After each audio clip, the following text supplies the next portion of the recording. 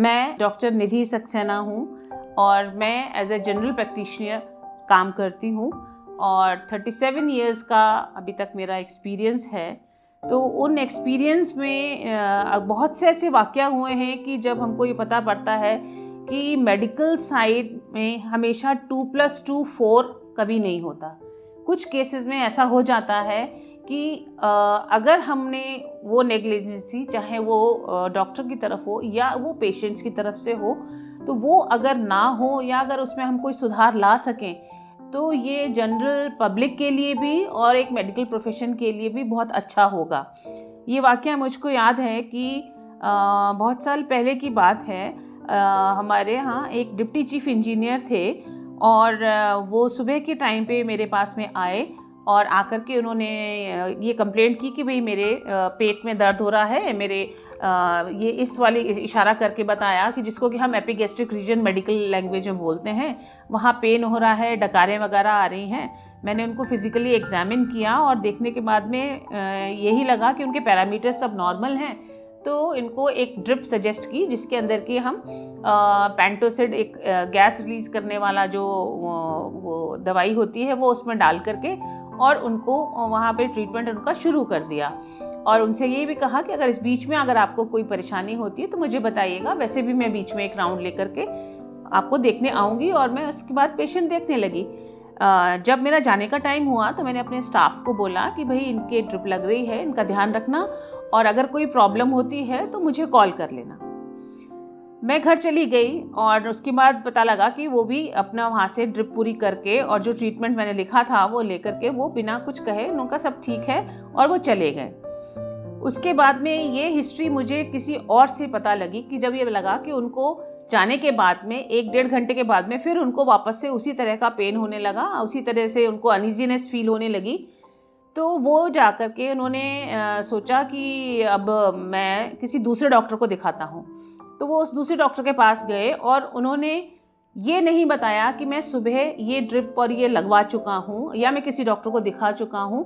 तो उन्होंने उस डॉक्टर से ट्रीटमेंट लिया। अब जो फर्स्ट लाइन ऑफ ट्रीटमेंट होती है वो हमेशा से ये होता है कि भाई पहले हम ये देखते हैं कि जो नॉर्मल चीज़ें हैं, पैरामीटर्स उस समय भी शायद उनके नॉर्मल होंगे, तो उन्होंने भी वही सेम ट्रीटमेंट उनको लिख दिया, बट इंट्रावेनस ना लगा करके उन्होंने उनको ओरली दवा दे दी।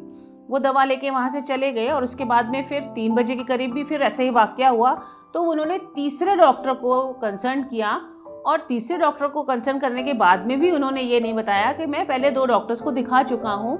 और उसके बाद में वो घर आ गए। घर आने के बाद में उन्हें बहुत अनईजीनेस सी फील हुई और करीब 6 बजे के करीब उनके किसी एक दोस्त था, उनसे बात हुई होगी, तो उन्होंने कहा कि भाई अब चलो ऐसा है, आप इतना 3 डॉक्टर को दिखा चुके हैं, आराम नहीं मिल रहा है, तो हम हॉस्पिटल चलते हैं। और वो उनको हॉस्पिटल लेके गए। हॉस्पिटल में उनको इमरजेंसी में एडमिट कर लिया गया और फिर जब डॉक्टर का विजिट होने के लिए इंतज़ार करने तक उनका जो प्राइमरी ट्रीटमेंट होता वही शुरू किया, जो कि मैं पहले सुबह उनको दे चुकी थी। और लगभग 10, साढ़े 10, 11 बजे के करीब पता पड़ा कि उनकी डेथ हो गई है।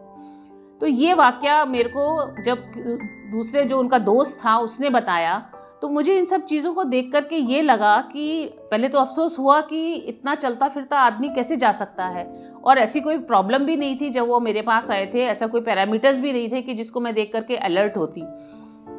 तो मुझे ये लगता है कि पेशेंट को कम से कम एक तो अपने डॉक्टर पे विश्वास होना चाहिए और अगर उससे उसको फ़ायदा नहीं मिल रहा है तो एटलीस्ट एक बार दोबारा जा कर के उनको वो सब चीज़ें बतानी चाहिए, क्योंकि वो डॉक्टर जो है आपको देख चुका है ऑलरेडी और उसने आपकी कंडीशन जज कर रखी है।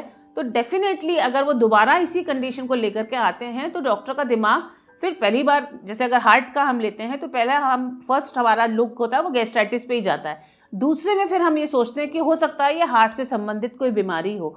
तो मुझे ऐसा लगता है कि अगर वो मेरे पास आ जाते तो हो सकता है कि मैं उनको एडवाइस करती कि भाई आप अब ये अपना कार्डियक इसके जांच कराइए सारा और फिर ताकि देखिए, तो जान बच सकती थी। तो ये अफसोस मुझे ज़िंदगी भर रहा।